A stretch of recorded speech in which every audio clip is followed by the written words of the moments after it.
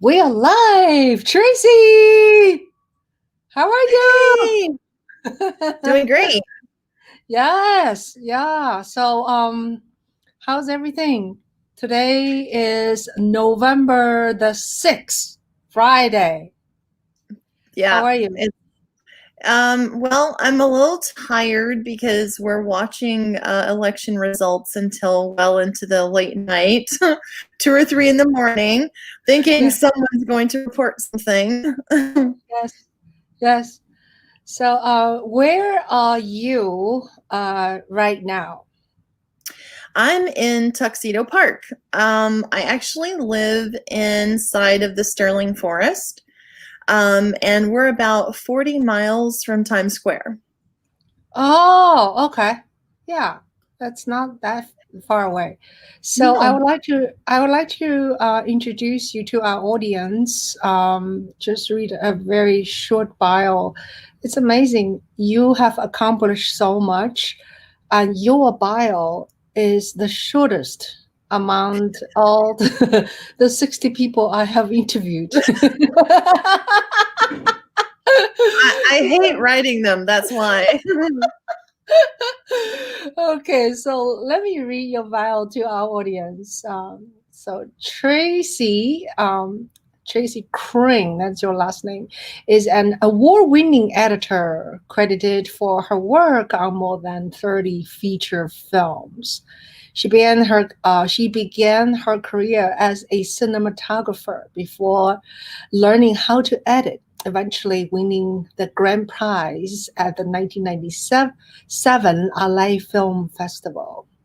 In 2018, her work on Danseur, a documentary about the difficulties faced by male ballet dancers, was featured in an episode of NBC Nightly News. She's currently working on the documentaries Scared to Debate, Debt. no, Scared to Death Mhm, and Head for the Highlands. mhm. Wonderful. So thank you. So you still remember how we met?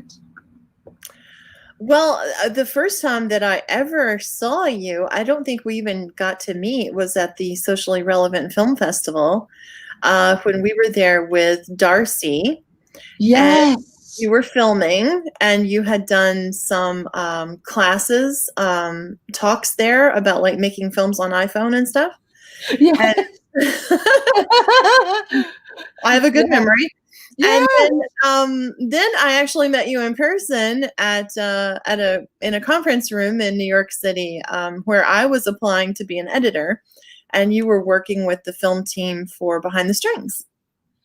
Wonderful, wonderful. And then I actually saw your work before even I knew it was you. In part of the team is the Danseur. I watched. I think I saw Danseur at maybe Doc NYC, possibly. Yeah, it was Yeah. amazing.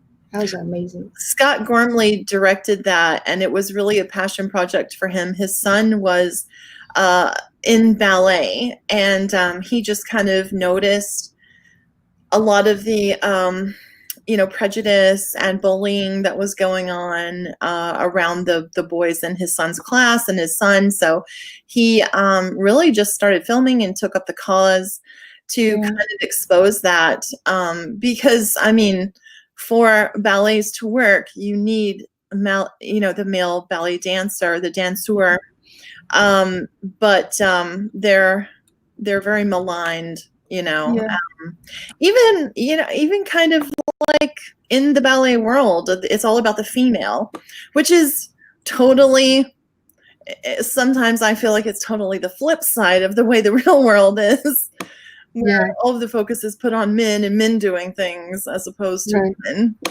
right.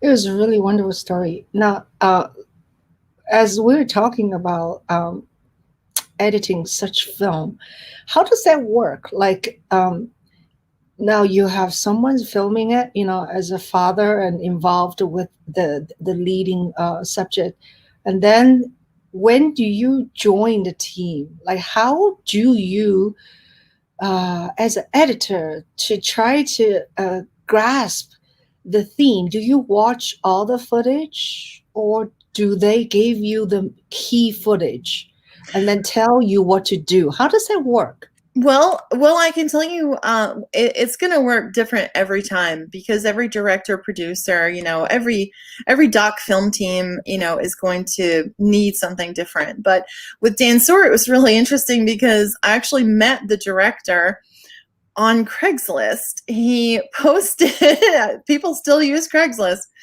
He posted like that he needed a sizzle trailer for his fundraiser edited, and I reached out and we just got along. And I actually, back in the day, for my starting out years, I would very often film live dance performances and recitals and concerts and contests. So I knew something about the subject, and I cut that and saw his early footage. And then we kind of he decided like some different themes he wanted to start going into and filming more and more and more. And then I would get the footage as it was shot. And yeah, I have to watch everything. You have to watch every single thing. But pretty early on, we kind of storyboarded what we thought the kind of the main themes were, that we really wanted to accentuate and go into the athleticism, the way their families responded, because some were favorable, some were not kind, the prejudice they face within their own industry, the bullying. There were just a lot of thematics that we wanted to hit. And then once we got it, I always think of it as kind of like getting everyone to say what we need them to say. I kind of edit it with like an audio ear first, and then we go back through and we pump up the visual around that audio story. It just sometimes helps me to break it down smaller. Interesting. So what, you just like rely on audio first? Yeah, I just, sometimes I'll be sitting here, watching the footage, but I'll just like totally turn the video off and listen for things that excite me, that I'm like, oh wow, that's really profound, because people will be really profound and surprise you with like something they say so beautifully. Yeah. And I want to use all of those. I want to use all of their best moments. Right. Wow, that's wonderful. So tell us a little bit about your upbringing, like where you were born and how you became, involved in this artistry. Well, I grew up in Soddy Daisy, Tennessee. It's just a little town outside of Chattanooga. My mom went to the same elementary school I went to. We went to the same high school. It's just a very small town. And my whole family lived there, and I don't know, I just was always playing with my Barbies. Really, I blame Barbie, because Barbie on the weekends, I would be off school for the whole weekend. My entire room would turn into a Barbie, set. I would the AM station, the AM radio station would play like whole pieces of a classical music, if it was an opera, or if it was like a whole thing. Like I can't think of one of them, but it would be like an hour's worth or 2 hours worth of music. And so I would basically sit there and design a whole set. I would act out as soon as they were like, okay, we're going to play the song, I would have my Barbies ready, costume changed, and we would have our Barbie opera going on. So, and then I would record those with audio. But then when my family started to get VHS cameras, then I was filming stuff and filming, the family at Thanksgiving, and making like dumb credit sequences and stuff for little things I was filming. So it was just always there. It's just always something that I just did. Yeah, you're a producer, a storyteller when you're very young. Yeah. So Yeah. now you were. How does someone become a editor?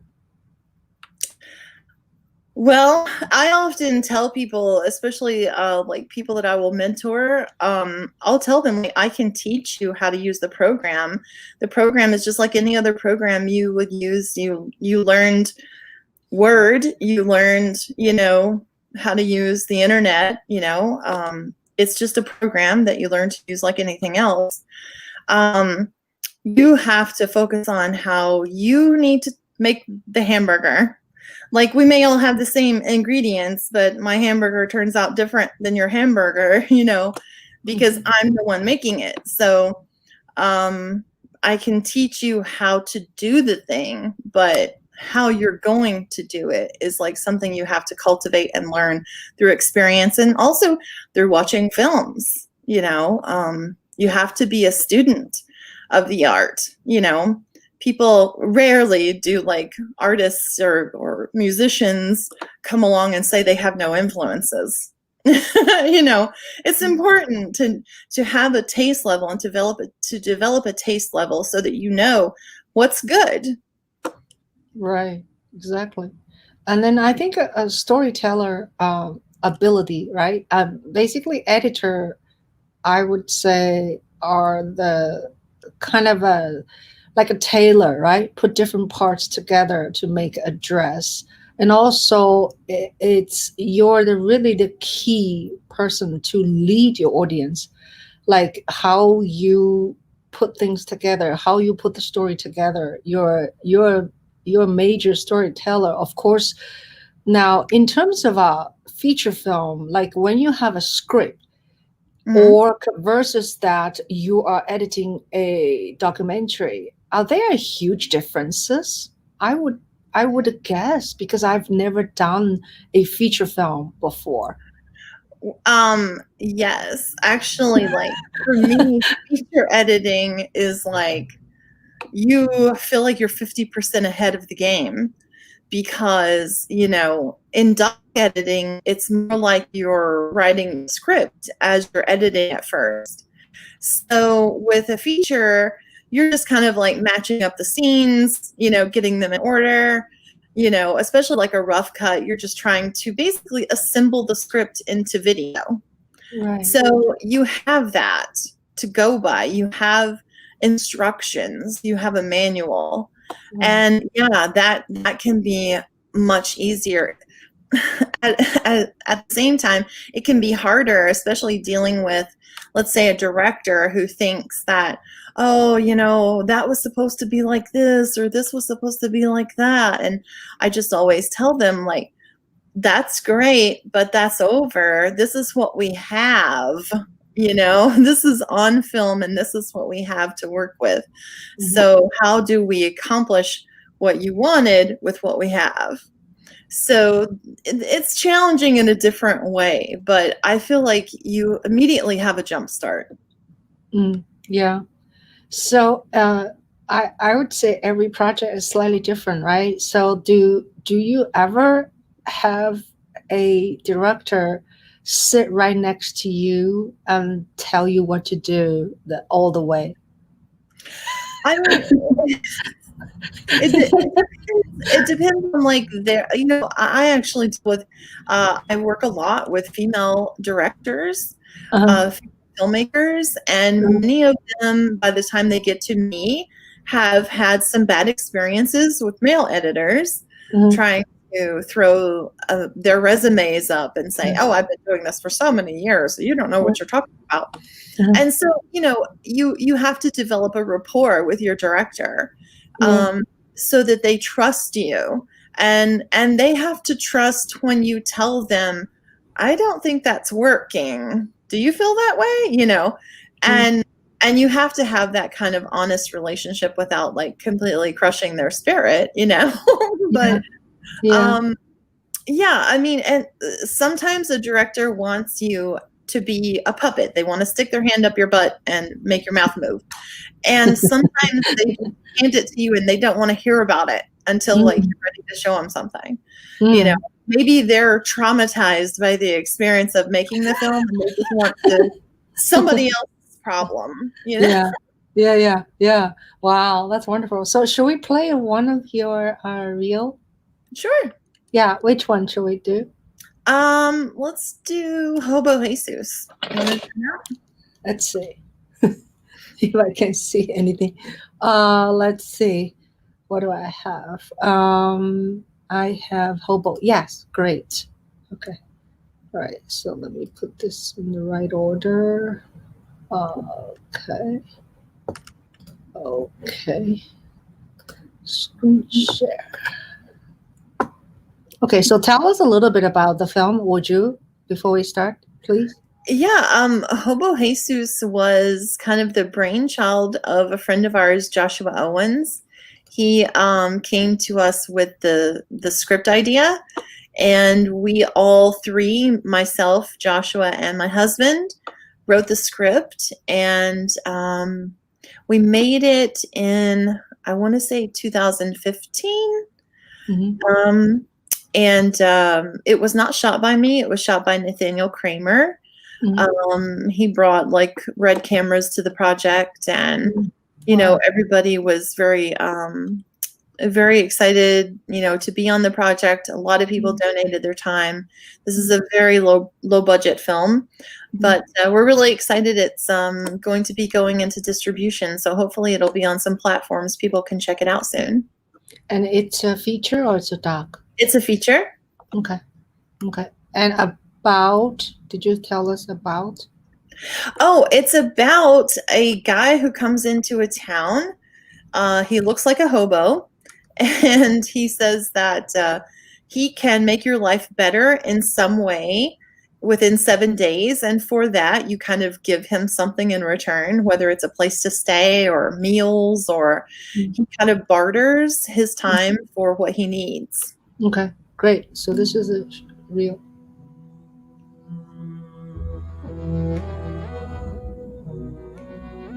What would you say your biggest problem is? You work, pay daycare so you can work. Barely pay the bills. You don't even see the kids, and what are you doing everything for?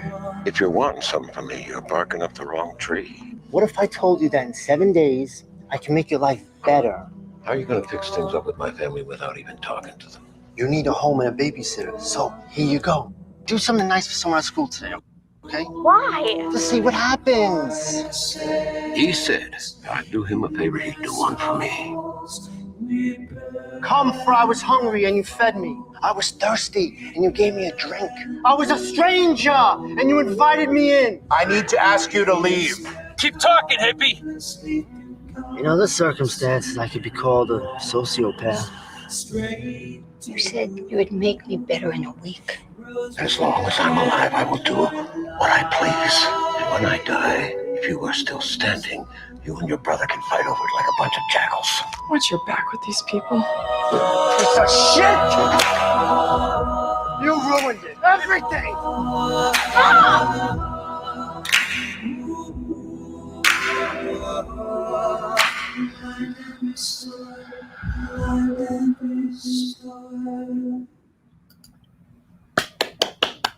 Yay! Wonderful. Yes, let me take this off. Yes, beautiful reel, and I love the sound and the music.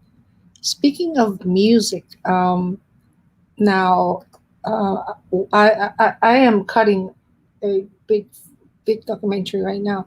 So do you think about music for documentary sense? And do you add music later, very late, or when you were cutting, you were already thinking here will be nice to have some music? Well, I mean, when you can have a composer that you're working with, it's absolutely wonderful.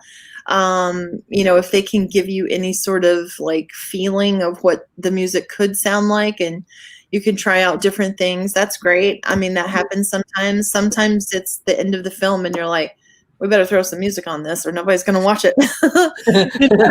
And sometimes with something like the documentary I edited, Lee's 88 Keys, which was about Lee Shaw, a jazz pianist, or Behind the Strings, which was about the Shanghai Quartet. They had so much music. It innately in the documentary, you really didn't need extra music. But something like Danseur, you really need a lot of extra music to tell that story. So Right. yeah, it's always a struggle. We're really lucky to have, like, my husband goes out and finds really exciting bands and up and comers, and I've got relationships with a couple composers. So that does help. But yes, it's always one of those, like, when do we do it? I love to be able to cut to a song, and have that as soon as possible. I love that. You can be much more effective. Right. Like the trailer you just showed, right, has this music. It's just for the trailer, right? Or is it in the film? It's not the same when you cut the trailer. That one is just for the trailer. Yeah. Yeah, it sounds like, yeah. And the audio is wonderful. And now it's like audio, tells everything. Audio is leading the visual sometimes, right? People don't realize how important audio is. But then you really don't feel like you have a movie until you get your sound effects and your, whatever you're using for your music, your composition, or your extra music. Once you get that on there and then it's mixed, I get it back from the guy who does my post-production sound, and I'm like, oh my God, it just turned into a movie. Yeah. It's just it's not even the ice. What do you call icing on the cake? Icing on the cake. Mm-hmm. It's not even that. It really is so much more than that. Yeah, absolutely. And I all my so-called films, there I'm very much a one-person band, and I don't really have a post-production company to work with. So it's a different. And also when you do documentary, it's also harder to have really crispy audio, isn't it? Yeah. And honestly, like, for documentary, I feel like, especially with the way that we've all become accustomed through quarantine and through COVID, we're totally used to now seeing people with, like, their laptops, their crappy laptops at home, doing the news at 6 o'clock now. Right. Like, I think our standards are lower, which some would probably argue with me, but I think that's better. Like, if you can hear it, then good, use it. If you have the story, I don't know if you've seen it, The Cutting Edge. It's about editing. It's a great editing documentary. And it taught me very early on certain things, which is, like, to go with the story. Like, it doesn't matter if the shot's blurry. It doesn't matter if it doesn't sound good. It's the story. Yeah. Use it. Yeah. It has its raw feeling, and also in my film, like a couple of places I use on my live stream. I would go live streaming situation, but live streaming sometimes is fuzzy, because you have no control your internet connection when you're holding, especially an iPhone, so then you have these kind of fuzzy live streaming. But if you use a little bit, it's okay, right? Because if it's telling a good story and it's holding attention, use it. Yeah. And you can always, like, even if you can't hear something necessarily, you can always subtitle on top of it. They do it all the time in reality television. Right. And two characters go off and they're like, whispering to each other and nobody can see their mouths. They just throw subtitles on it. Yeah. So I remember the first time when I sit down with you, finally meet you. Already I know your work, but I don't really put the name and person in sync. Is that at the pre-production meeting with the Shanghai Quartet with Michael. Michael and what's his name? The Hal. cinematographer. Hal. Yeah. So tell me a little bit, if you don't mind, about that production.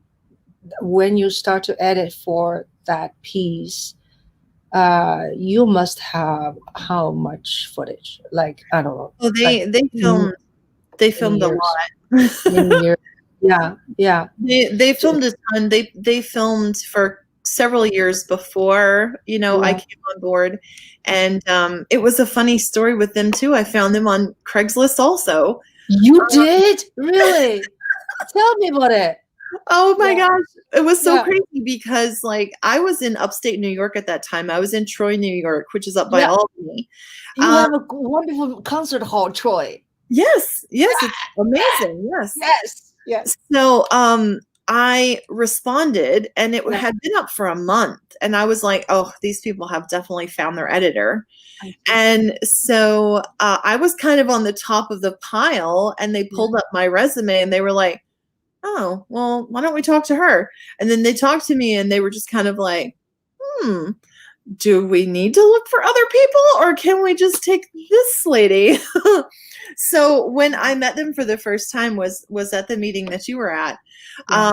And we just kind of met to solidify our working relationship, Yeah, yeah. and that happens sometimes, but they really took a chance on me because I was like 2.5 hours away from them. Yeah. But now with COVID, nobody really cares about distance anymore. That's Yeah. over. You could be in LA, you know. Right. Yeah, I yeah, mean, it was happening a lot anyway before that, but some yeah, people were still a little skeptical. yeah, But yeah, at that meeting, they were actually talking about their trip to China. They went with the quartet and filmed, and Michael and Hal were filming with their phones. They were filming, like Michael had, I think, an Android, and Hal had an iPhone. He was using Filmic Pro. Um, yeah. and then he took his camera, which I want to say was a Canon, one of the 4K Canons. Okay. Um, and yeah, I mean, filmed extensively. They came home and filmed some more. Yeah. Um, I would say it was well over 100 hours of footage, Yeah. and so much stuff. I mean, so much stuff that there's no way to tell that story in just a feature. But they actually, they hired me and I did their sizzle reel, I did the trailer, and I did a 5640 cut, and I also did a feature cut, which was over 70 minutes. So it was a lot of different Yeah. incarnations of that film. But right Right. now, I think the one he's having success with film festivals is the 5640 cut. Okay. Yeah. 5640 cut is good for television in the future, right? Right. Yeah. Yeah. So now how does that, like you are now familiar with the quartet, and do you have to be sort of I don't know, like aware of this art form, or doesn't matter? Like string quartet, Right. classical music, you know? Well, I love learning, and one of my favorite things about documentary editing is the fact that you get to deep dive into a topic that you may or may not know anything about.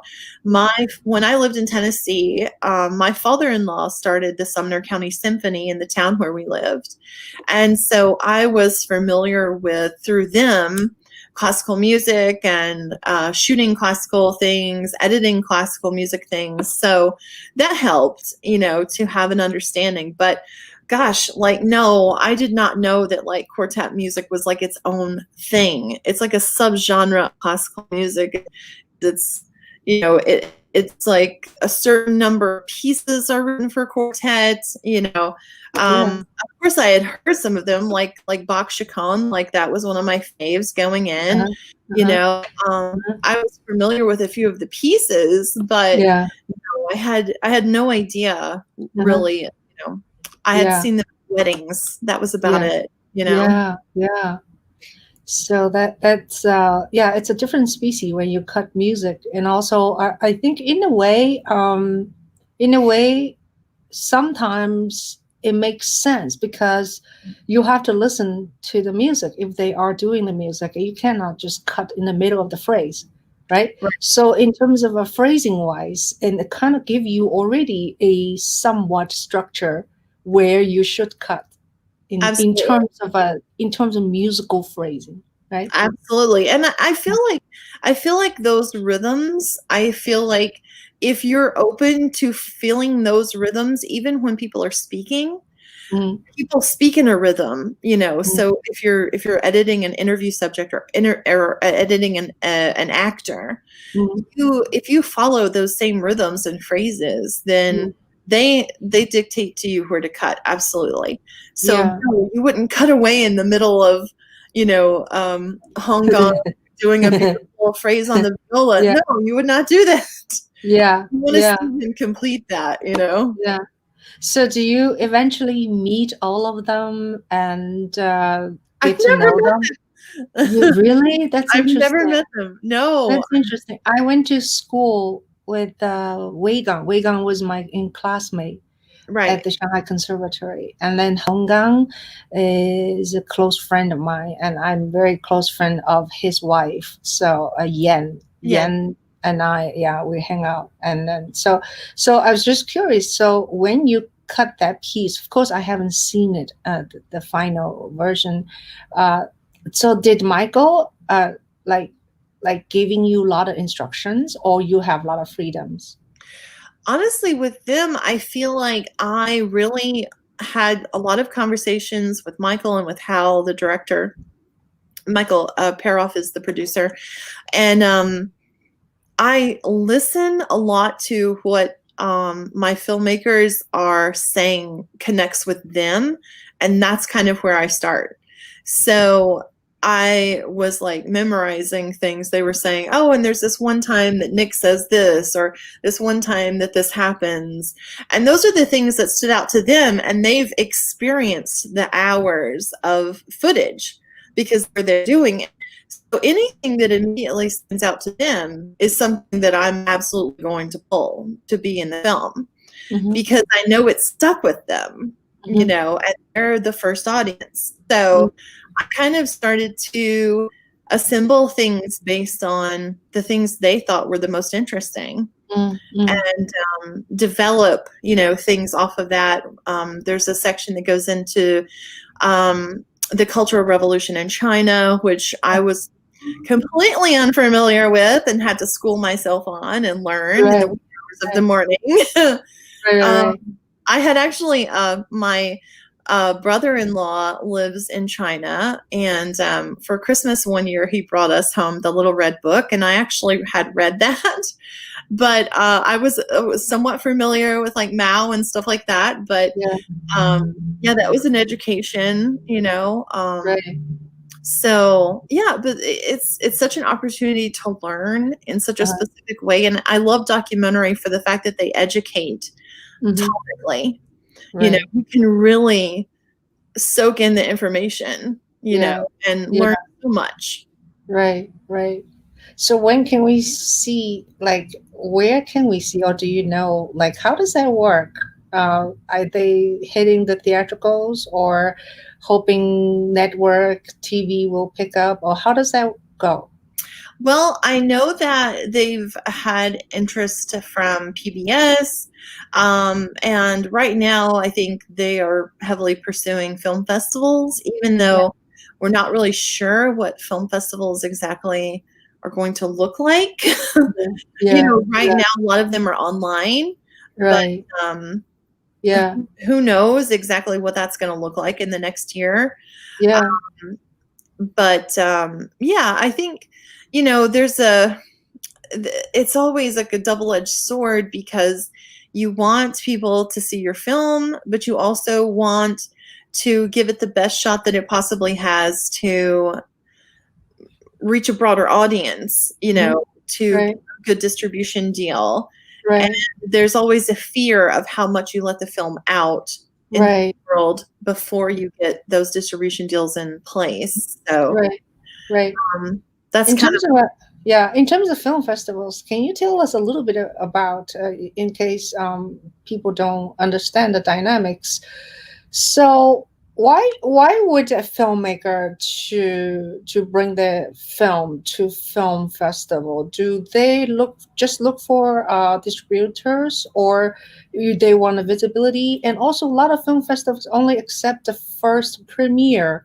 So that means if you go to a smaller film festival, that means you cannot bring it to a bigger film festival. So there's a whole art of film festival. Can yeah. you tell us a little bit about it? Just a little. Well, it's pretty annoying, really. So, I'm just honest. Basically, in my mind, and the way I look at it, is that a film festival is a way to prove to people who might invest in distributing your film to, let's say, Amazon Prime, Netflix, video on demand, HBO, Showtime. To get into a festival, it's basically like saying this film meets certain criteria and is commercial enough to be seen by the public. I mean, really, that's a confirmation that you've made a product as a film, right? A saleable product. So that's why it's good to have laurels from film festivals under your belt, because you can say to a distributor, this many people have said this is a film of merit. I have a product. It's like going to Shark Tank, I have a product that is saleable. So, a lot of film festivals want a specific premiere, whether it be your first premiere periods, things like Sundance, and some of the much larger festivals want it to be a world premiere. You can always, I often reach out to film festivals before I enter them, to talk to a programming director, to talk to someone running the festival at the ground level, to see what films are they pursuing this year. Sometimes they may take a family bent, like several festivals have been like rated R films have been in them. And then they decided, well, that didn't bring a crowd in. We want a more PG film festival next year. So if I have a rated R film and I'm talking to them and they're talking about PG films, I'm probably not going to enter that one. I want a good chance of getting in. Some festivals may pursue you, but you can always negotiate with them. You can always say, well, I'm looking at this other one, which might be a world premiere, but I'm willing to do a Northeast premiere or a New York State premiere, to give you rights to a region. That's a possibility, but I've also been a judge to judge submissions coming in, and I can tell you that no judge judging your let's say you're entering a short film. It's, let's say, 20 minutes long. Well, I have to look at 200 of those. I don't have that kind of time. I'm going to look at the first few minutes and decide like whether your film can pass to the next stage or not. So you also have to keep in mind, just like a song, if you want to write a hit song, the first few seconds are the most important. And it's the same with a film to get into a festival. The first minute to 2 minutes is the most important, and your effort in there, because honestly, probably not going to make it to the end of the film. If that's where all of your cool stuff is at the end, you're doing it wrong. Darcy was not getting into many festivals, and we were doing a drone shoot anyway. And we had all this beautiful drone footage now. And the director, one of the co-director, Heidi Phillipson, asked me, well, how do we want to start the film now? And I'm like, with a drone shot. And immediately we started getting into festivals because it was a good font and it was a good drone shot. And that's really all people paid attention to. Because these judges looking at hundreds of submissions don't have time to watch your whole film. Right. So make the first minute to 2 minutes count. That's very true. That's unfortunate though. It's not French film.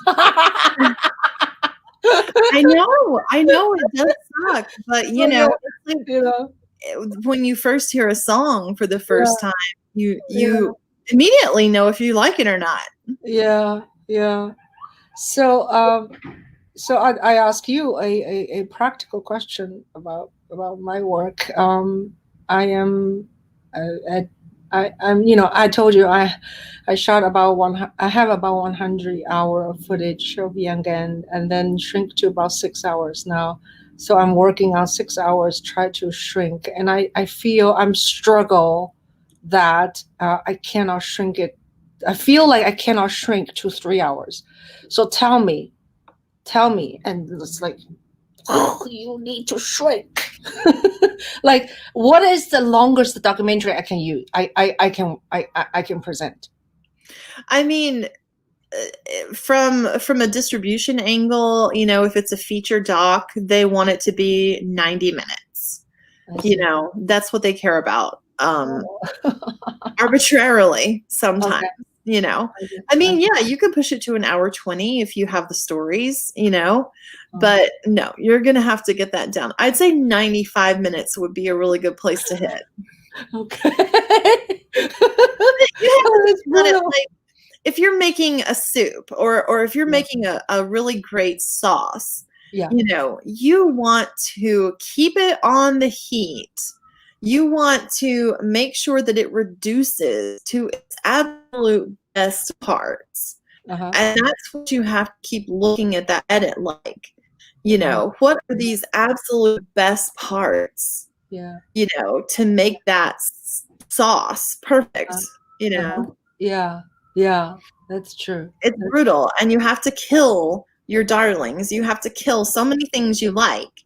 And, you know, you always like justify it in your mind and put them aside and say, well, like one day there'll be a director's cut and we'll bring that back. Or Yeah. maybe we'll use it for promotion. No, you never do. That's brutal. And we have an audience member, Al. He's always with me on my show. And Al said something. Let's see. Can you read? Do you know? You know the producer of the movie because my sister is a writer and made a wonderful story, and she is looking for someone to produce her story to a movie. Oh, I wonder, do I know the producer of the movie? Which movie is it, I wonder? I think she's just talking about her sister is looking for a producer. Like he made another, say my sister made a movie, needs a movie producer. Right. Everybody needs a producer. Me too. Well, and like which in the strictest sense of producer, like you also have to decide, like, does that mean you want somebody to bring money to your project?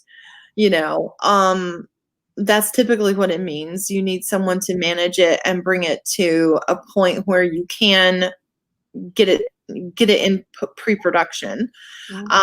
Because the producer is really helping to organize and bring in cash, and they're also organizing and pre-producing the film. So if you have the cash, you're looking for a different producer relationship. But yeah, like finding investors and investment money is always a challenge. And my husband and I, probably, if you've seen interviews with us, we always say the same thing, which is I've never gotten a dime from anybody I didn't know. You know, I don't really trust those big, like, yeah, you know, Kickstarter campaigns where thousands of people that you're not familiar with give you money. That's not how it works. They know you. They follow you on social media. They follow your project. They follow an actor that's in your film. They know you. So if you are lacking in something for a producer or for money for your project, it's because you don't know enough people. You know, you need to get out there and network more, meet more people, also match up people's interests with things that you have. You know, like if you were trying to find money for your Yang Gang documentary, you know, you should be talking to the people that you were filming, the people that you were, you know, networking with when you were out canvassing and filming. to help bring that to market. Mm-hmm.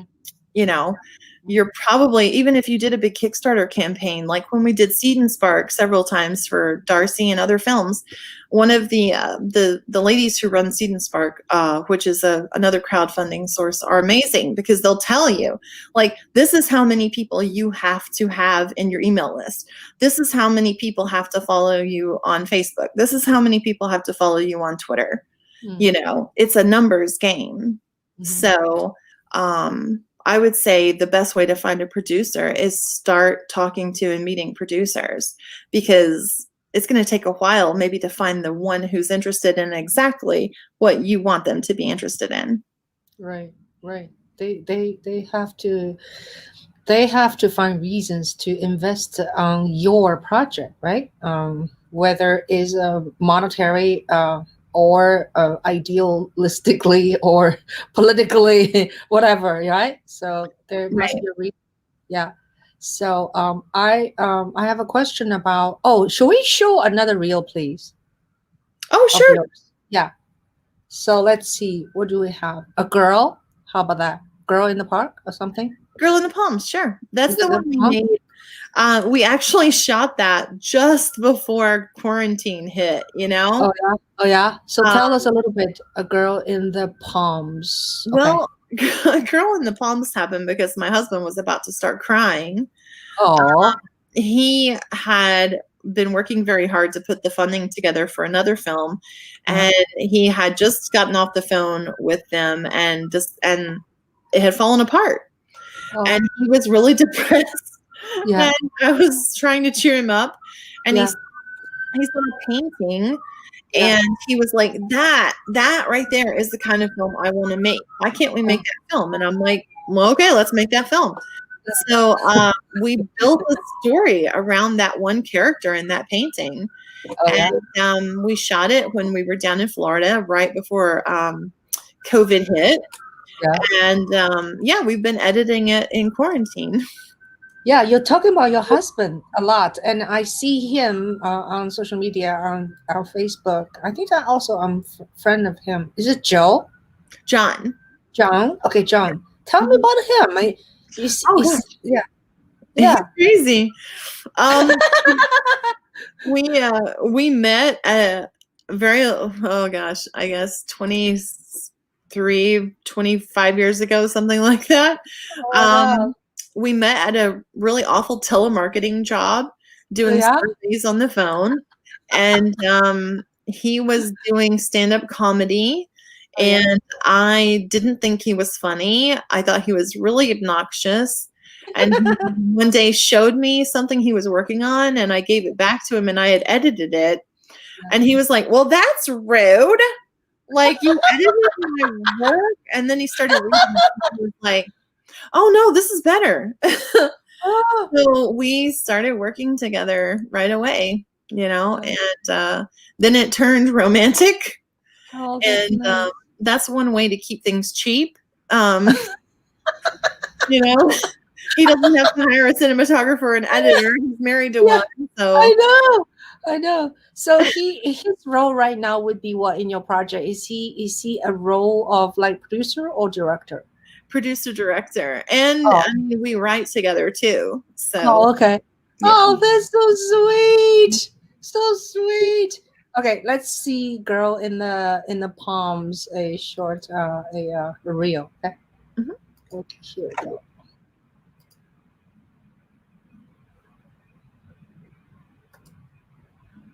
So it's circling a little bit.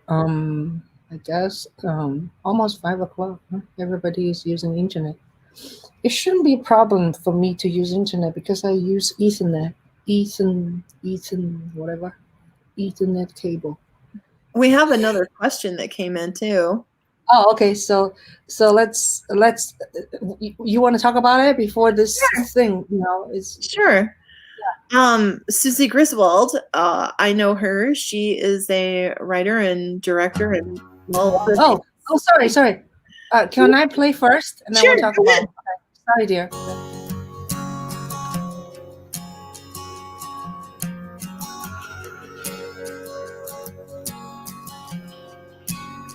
She's She's the only one. Shuffle along, it's a mighty fine day. Let it stay. Shuffle along, it's a mighty fine day. Let it stay.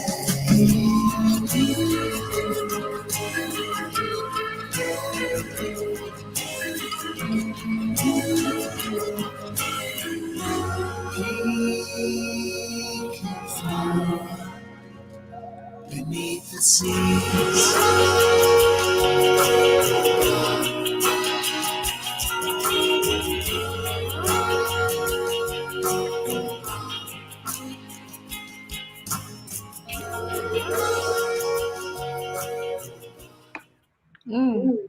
Nice.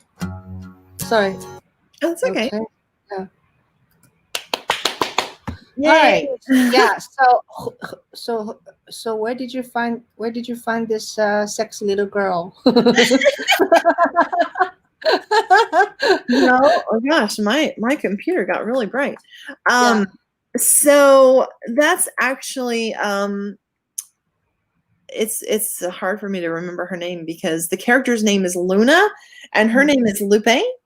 Okay. So Lupe Cuevas, she was actually kind of like a sensation on Instagram, and she does like makeup tutorials and whatnot. So we just found her. We thought she was amazing. She's so unique. She has like all these different wigs and stuff, and it was her first. A lot of times we work with like it's their first time acting, you know, in a feature, and she was great. She was great, and Monique Parent is in there, and Mialina Scorzelli, and Lawrence Gartell, who is a very famous artist. He's in there, and Charlie Hayes, who's a crazy man, who helped us actually produce the film too, is in there. So yeah, it was just a very small crew, you know, riding around, taking advantage of all the beauty of Florida. Yeah. So where can we see this film? That one I'm still finishing the edit on. Okay. Yeah. So let's go back to your friend Susan. How do you say her last name? Susan Griswold. Yeah. She raised a question, please. Have you ever tried to convince a director his or her idea of the cut may not be as good as something you came up with that you loved? How did you handle it professionally? I have had a couple of times where I finished a film and a director came to me later and said, I saw a film you edited and it's better than mine. Like, why is that? And I've had a director basically turn over a finished cut and say, here, do something cool with it, whatever you want to do with it. So that's good when that happens. But honestly, I mean, at the end of the day, my opinion and my vision or whatever I'm fighting for, you know, I would say I come to terms with whatever the director actually wants, because they're the person who's put all the time in. They're the person who's paying me. They're the person who's raised the money or written it sometimes, acted in it sometimes. I think that my favorite response is to tell them they need to show it to a small audience, to do a test audience. And the test audience often will take care of me having to be so blunt about things that do or do not work, you know, where a test audience may say, oh, it's 30 minutes too long, you know, or that actor was terrible, you know. They will do a lot of the work for me. So to handle it professionally, if we're at an impasse, I would just say to them, well, hey, Susie, why don't you put together like 5 to 10 people and do a little test screening and see how it works with an audience? Yeah. I have a question. I hope you don't mind. Say if I want my film made into PBS or some kind of educational thing, should I definitely uh, delete the curse words? Because there's tons of curse words in my film. I mean, I love that. But they're gonna want you to bleep them. And I wouldn't even say remove them. I would say just like bleep them. Oh, okay. Just like, yeah. Oh, okay. Okay. So it's doable, right? You don't have to delete it because that's the character, of my Yang. Even myself, we curse a lot, and Ju Yang curse a lot. Yes, he does. That's awesome. Yeah, even when he's doing podcasts now, he curses, Well, I would say that, you should always make the film that you want to make.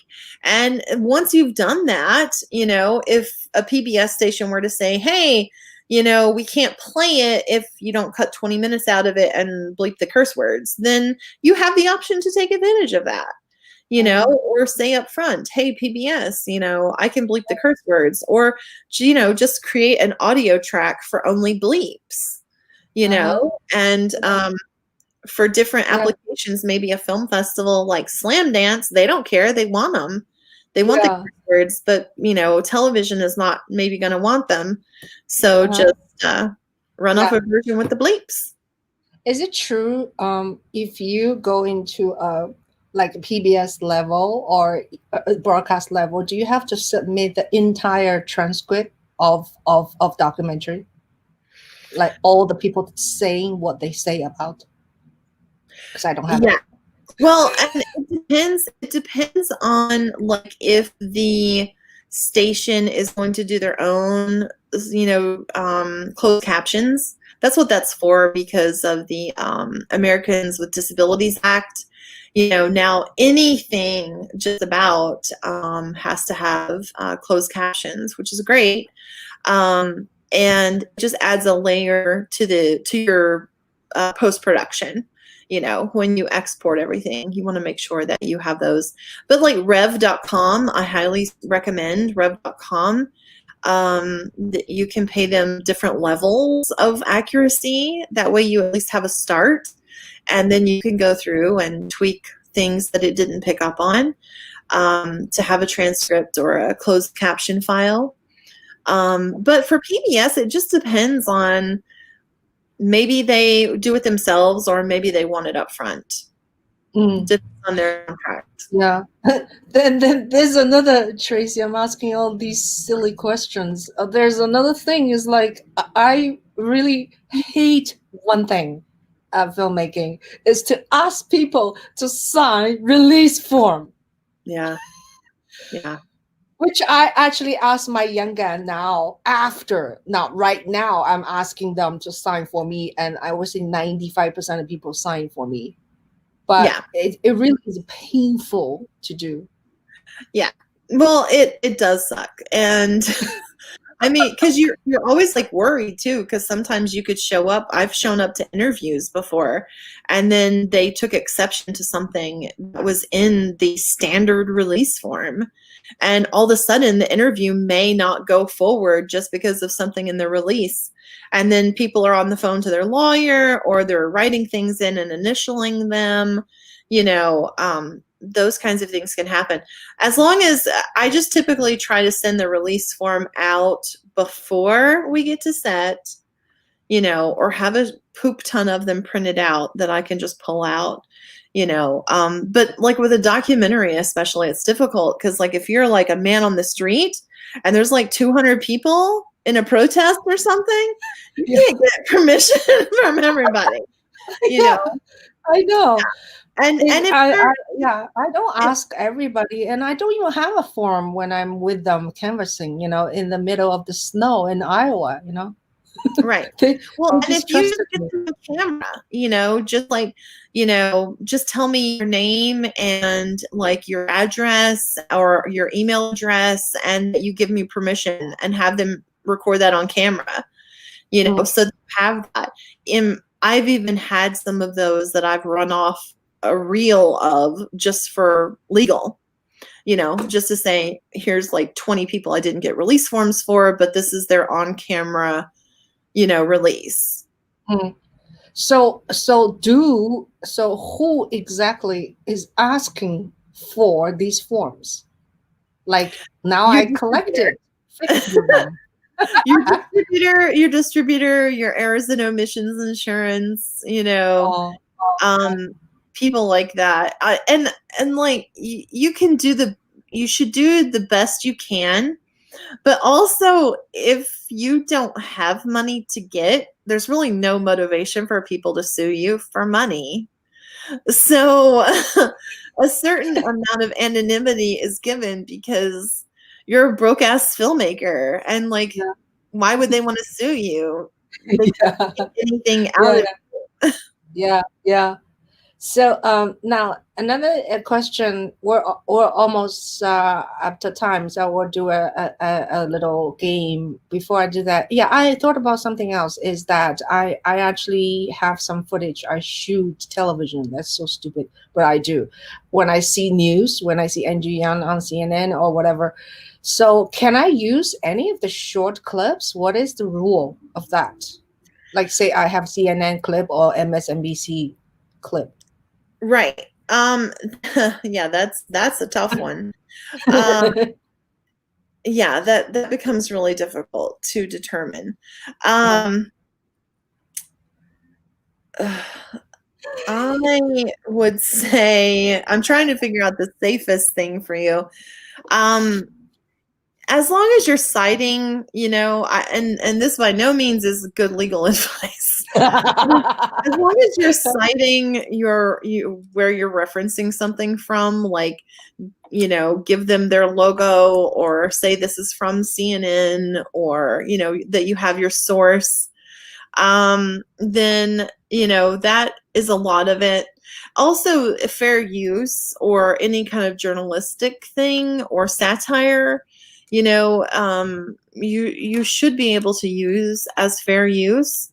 As long a fair use would stop applying if your product became the place for it to be seen, like one of the only places for it to be seen. So usually a CNN clip or something like that would be fine. But especially for documentary, errors and omissions insurance is a lifesaver. So I would say, if you decide to go into some sort of distribution or something with that, then definitely see if you can find a distributor that will provide that for you, so you don't have to out of pocket it. Right. Cover your ass. Yeah. So anyway, anything else you want to show us? Have we played? Should we show them your? Wait, what was it? It's like a website. Should we show our audience before we go into? Okay, let's see. Let me pull it out. Okay, so it's called Cinematographer. Is that the one? Cinemarebellion.com. Mm-hmm. Yeah. Okay. Yeah. Okay. Let's see. Okay. So it's a website, or what is it? Tell me. Yeah, it's our website. It's got just a that one is my particular editing page. So I have a lot of clips. At the bottom, I have a ton of clips. And you can see, like, that's all the festival premieres we've had, and I try to keep that updated as much as I can. But I'm winner. Chicken. Awesome. And let's see. And then you have these are the film, right? And this is your hubby, right? Yeah. Is he home right now? Yeah, he's wrangling the dogs so that they're not barking. Okay. So you have feature film, writing words, other visions, press. Okay, great. So you guys can check this out. Yeah. All right. Great. Thanks. So how about, should we do thank you guys for joining us, Susie and Al, and let's see, Who else? Raymond at the beginning. Should we do the rapid fire? Rapid fire, sure.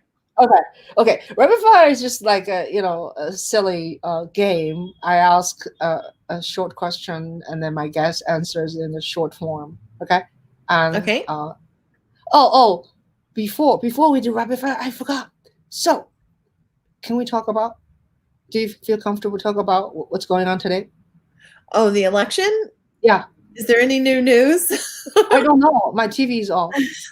Oh gosh. Yeah. There could be a new president by now, for all we know. Yeah. So hopefully, yeah. So let's hope for the best. Well, I would say that, I'm from Tennessee, and we all know how that state voted. We know how much of the South voted. Thank God for Georgia. I would just say, I my entire life feel like I've had opposing views to the people I was surrounded by. So it's not really anything new for me to deal with.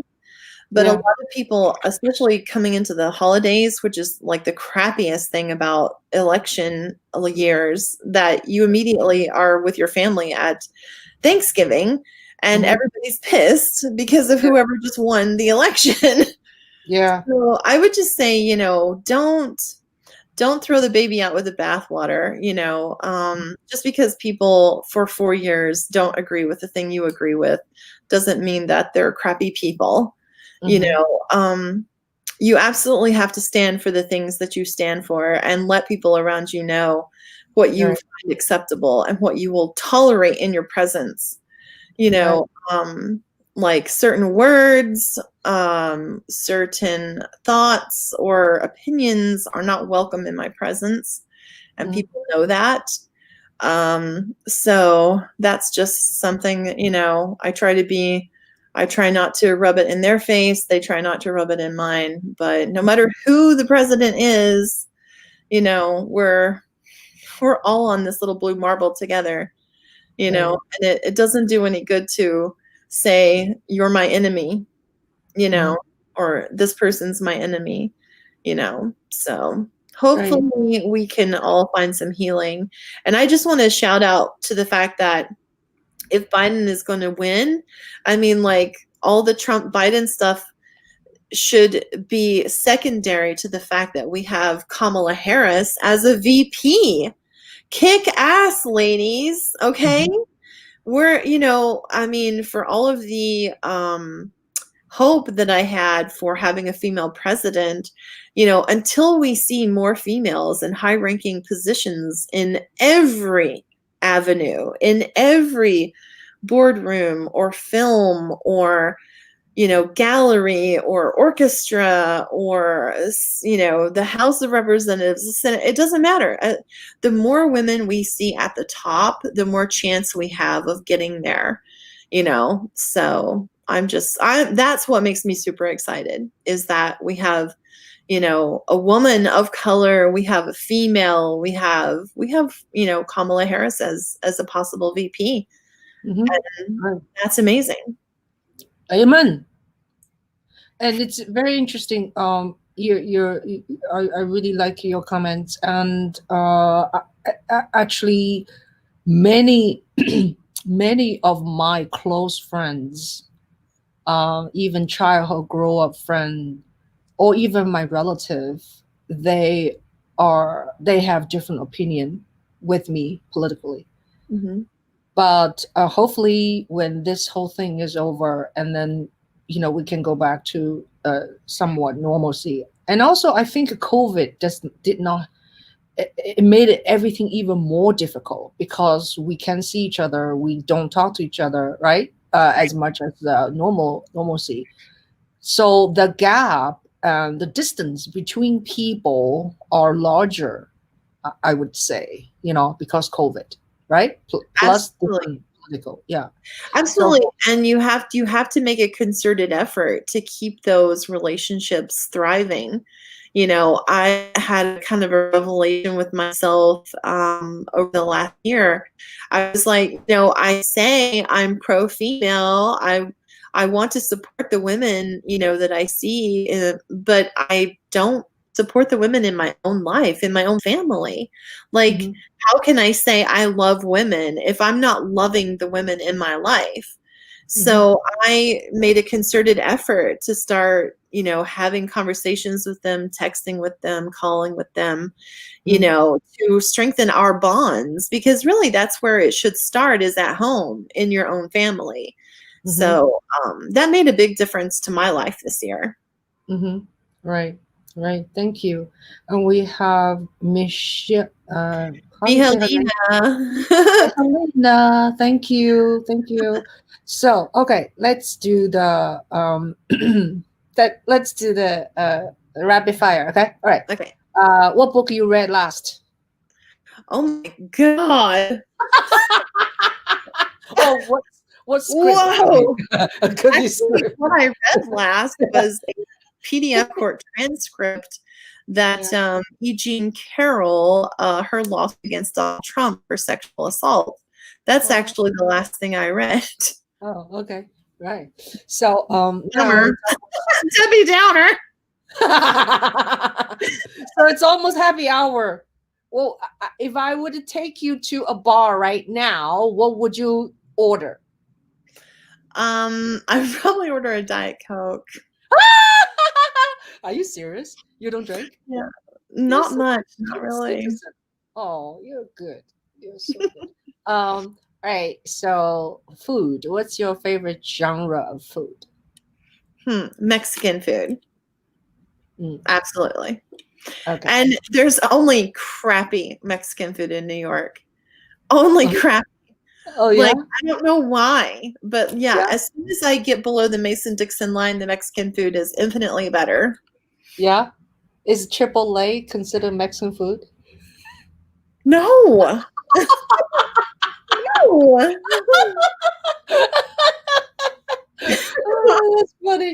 that's funny. So now, if you had a choice of leaving this country, what country would you like to live? My brother and I have already planned that, and it's New Zealand. Nice. Yeah. So other language do you speak? I would not say I speak it. I can do some tricks in French. That's about it. Really? Yeah, like I can do the Pledge of Allegiance in French, in French that was taught to me in Saudi Daisy, Tennessee. So I don't have much hope that this is actually how French should be spoken either. My teacher had a very thick accent, Southern accent. You want to show to us? You French people, if anyone French is watching, they're going to be like, yeah, put your earphone on. Je jure fidélité au droit des États-Unis et à la République qu'elle représente, nation pour la grâce de Dieu, une et indivisible, assurante à toute liberté et justice. Whoa, that was very convincing. Okay, well. That's funny. I just committed bank fraud in some country. I don't know what I said. No, it's supposed to be the Pledge of Allegiance. That's funny. That's very funny. Yeah. So what's your favorite color? Gosh. I mean, probably pink. Yeah, pink. Yeah. What else? So if you are not in arts, like a filmmaker or photographer, cinematographer, whatever, and what would you like to be if you have another chance? I would have liked to have been a lawyer. Lawyer! I can see that. I can see that. I actually, for fun, I read a lot of PDF court cases. I was watching the Chicago 7 written by Aaron Sorkin on Netflix, which was amazing. And it got me really curious about that trial, the trial of Chicago 7. And it was a 6-month trial, so I haven't had a chance to read the whole thing, but I did read Abby Hoffman's testimony on the stand, and he was just brilliant on the stand. Such a great witness. Yeah. So, yeah, I can see that. I can see that. And you speak with very clear also conviction. The way you talk is very clear and very broadcasting talking. It's very nice. I think a lawyer should speak very clear, not too fast, not too slow. Oh, I have a question just right now. This is nothing to do with the rapid fire. Do you think that's how my thinking is right now? Is I try to watch some documentaries now, like to kind of learn other people's rhythm. Do you think it's a good idea, or do you think it's not a good idea by when you are cutting? Watch everything. Yeah. I mean, Gibney, also like, oh gosh, just the one I don't know if that's the right name for it. I want to call it Grey Gardens, but it's the one with little Edie. The two ladies. Yeah, I mean, the ones related to the Kennedys. I cannot remember the name of that right now. But I watch clips of that all the time. I think it's brilliant verite. I think that, yeah, I mean, to sometimes in order to have a new idea, you have to kind of decide or find out what is the existing idea. Like I'm doing another film that has a lot of court documents in it. It's like, well, how are court documents being handled in documentary film right now? What does it look like? Well, what can we do that's different?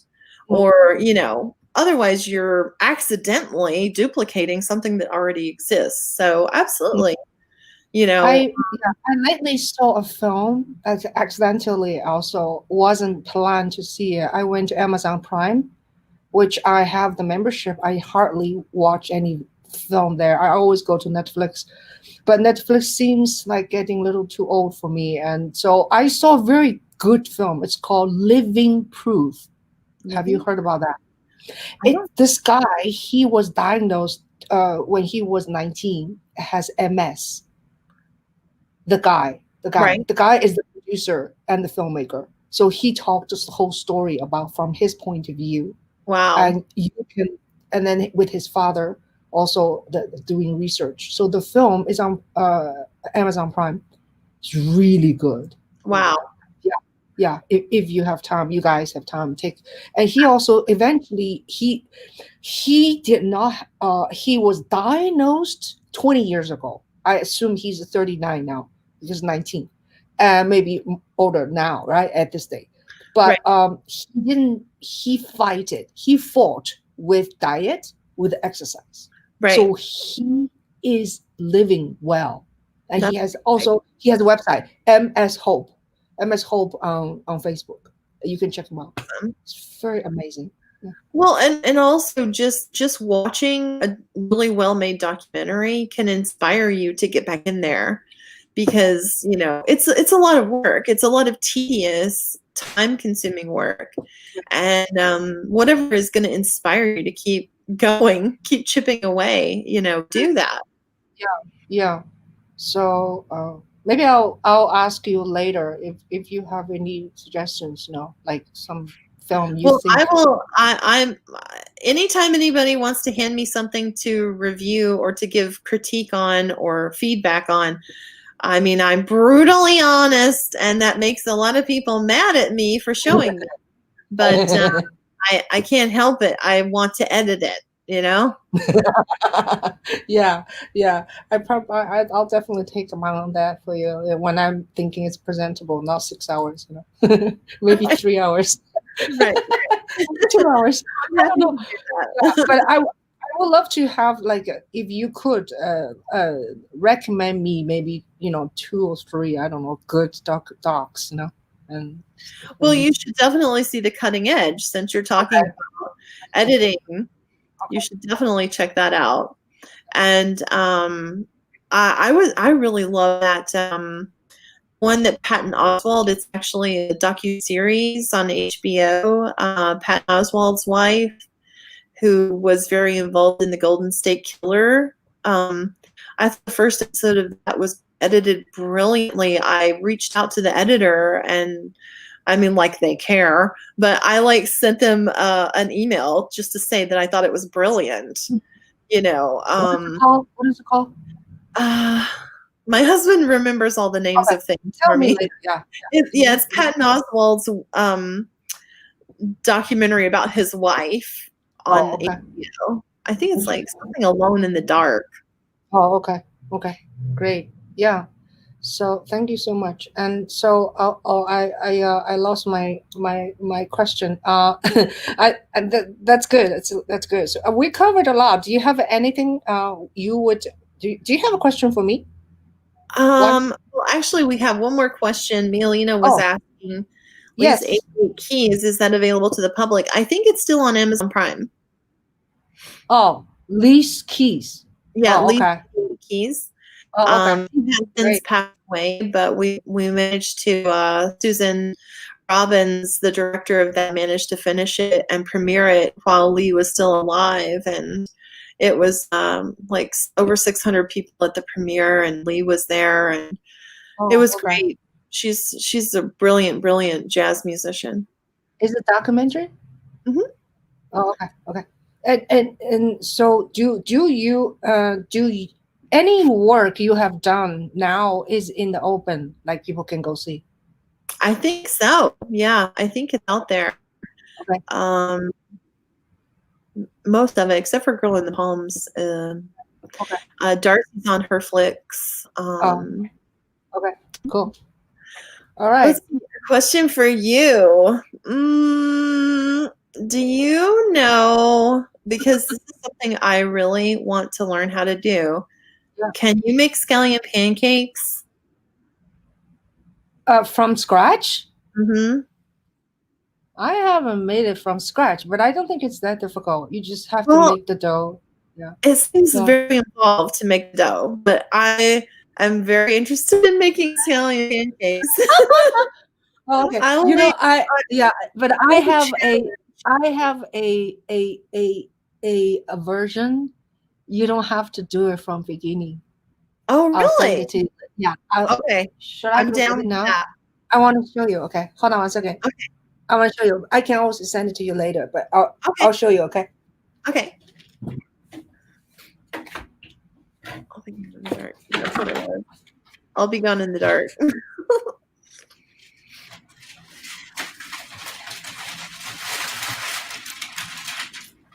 What's she doing? Coming.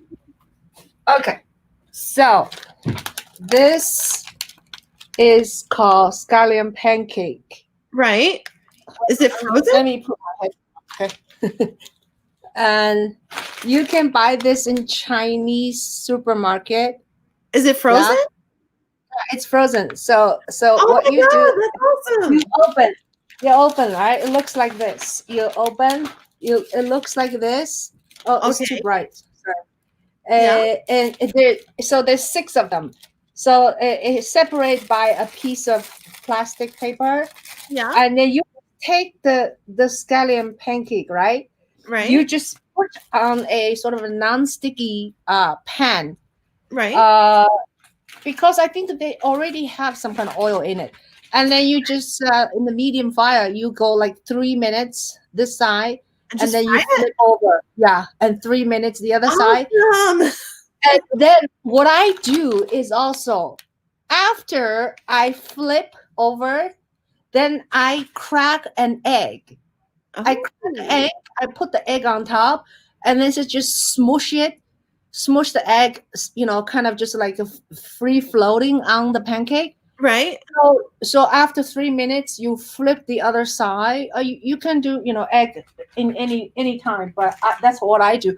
And then eventually you take it out. One side has some egg on it. Nice. The other side is brown. It's really good. Well, that just saved me a lot of time making a dough from scratch. Yeah, I don't think That's awesome. I will make a dough. I don't have patience like that. Yeah. But you can try any supermarket, any Asian supermarket. Maybe you go. It may not be exactly this brand, but you'll see scallion pancake. Yeah. Well, I'm definitely gonna try that, and I love them so much. Did you know Prosperity Dumpling in Chinatown? Prosperity Dumpling in Chinatown in New York City. You mean a restaurant? Yeah, it was Oh, like this little tiny shoebox prosperity dumpling. They got shut down because of rats. oh no.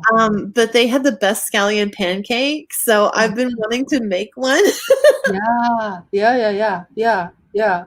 It will be a little bit work if you start from beginning, you know. Yeah, it seemed like to develop the glutens, it was like a lot of smashing it and Yeah, yeah, stirring. But yeah, no, that's a great hack. I love it. I'm totally getting some. yeah. Great. So, earlier someone was asking you, where are you? So I thought you already told us where are you. Someone. Tuxedo Park. Yeah. Tuxedo Park, New York. It's I'm in the Sterling Forest, and Tuxedo Park is famous for creating the name tuxedo because that's what men wore to dinner. It used to be coat and tails, but they decided to take the tails off, and that became the tuxedo. And that's what they wore to dinner here. Oh. And so, yeah, it's named after the town. It's Wow. lovely out here. I mean, I basically live in the woods, but New York Mm. City, like I can see it from the hilltop, you know? Yeah. Yeah. So For thank you so much. Tennessee, it's perfect. Yeah, I hope to see you soon in person when this whole Yeah, COVID is a little less scary, you know? Yeah. right. Well, you're Yeah. welcome anytime to come out to the woods and chill. I would love to. I would love to.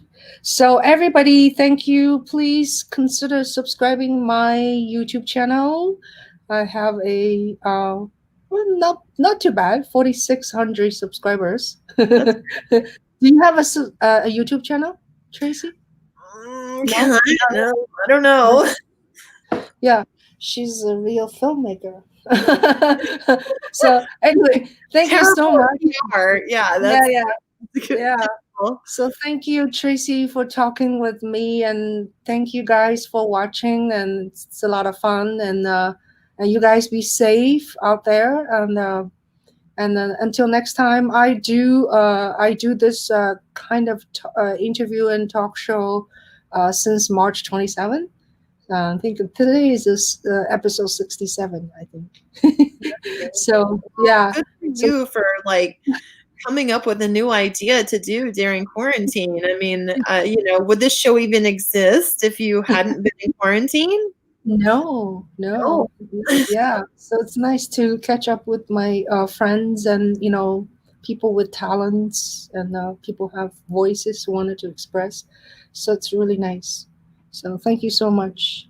Thank you. Okay. So, yeah. So thank you again, Tracy, and I'll be catching up with your films, and I'm sure I will bother you from time to time. No, no bother at all. Yeah. Okay. Say hi to your husband. Will For do. me. Yeah. Thank you Yeah. so much. Yeah. Thank you, guys. So